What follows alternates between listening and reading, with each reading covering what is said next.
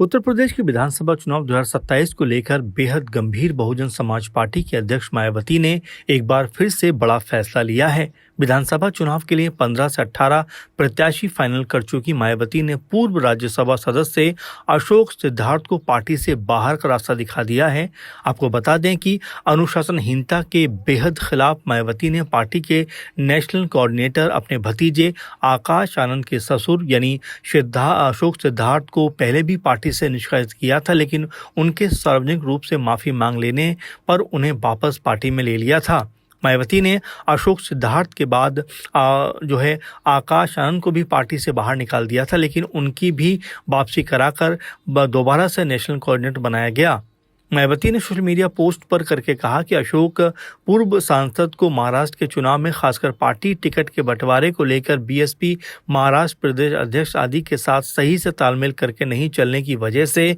और अनुशासनहीनता के साथ में दिशा निर्देश का उल्लंघन करने पर पार्टी से निष्कासित कर दिया गया था तथा उन्हें दोबारा पार्टी में इस शर्त पर लिया गया था कि वो दोबारा ऐसी गलती नहीं करेंगे और साथ ही उन्हें उत्तर प्रदेश में कहीं पर भी नहीं बल्कि केवल दूसरे राज्यों में ही पार्टी के जनाधार को बढ़ाने की जिम्मेदारी दी गई थी।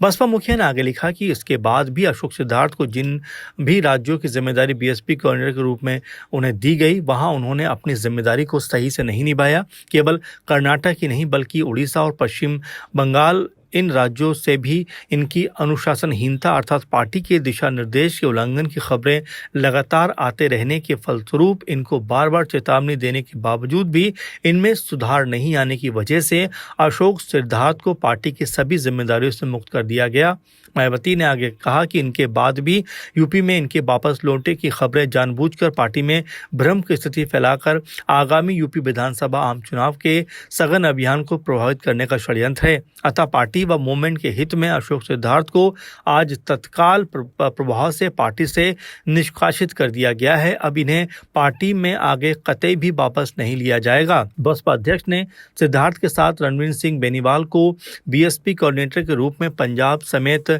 हिमाचल प्रदेश और जम्मू कश्मीर की भी कुछ जिम्मेदारियां दी थी। उनके विरुद्ध भी अनुशासनहीनता और पार्टी दिशा निर्देश का उल्लंघन करने की खबरें लगातार आती रहीं और अब रणधीर सिंह बेनीवाल को भी पार्टी व मूवमेंट के हित के मद्देनजर उनको भी तत्काल प्रभाव से पार्टी से निष्कासित कर दिया गया है। वहीं मायावती ने कहा कि यहाँ ये भी अवगत कराना जरूरी है कि शनिवार को पार्टी संगठन में राष्ट्रीय स्तर पर फेरबदल में राज्य सदस्य रामजी गौतम को अन्य राज्यों के साथ ही पंजाब स्टेट का पुनः प्रभारी बनाया गया है। गौतम पंजाब के आगामी विधानसभा आम चुनाव तक नहीं बल्कि आगामी लोकसभा आम चुनाव तक भी अपनी इस जिम्मेदारी को निभाते रहेंगे। फिलहाल यहाँ पर ये कहा जा सकता है कि जिस तरह से आकाश आनंद के ससुर को निष्कासित किया गया है वो अपने आप में एक बड़ा मामला बनता हुआ दिखाई पड़ सकता है। आने वाले दिनों में आकाश आनंद की तरफ से इस पर क्या कुछ कहा जा सकता है वो देखना होगा और साथ में बीएसपी का चुनावी अभियान कैसे प्रभावित होगा अपने आप में ये भी देखने वाली बात होने वाली है, क्योंकि मायावती लगातार संगठन को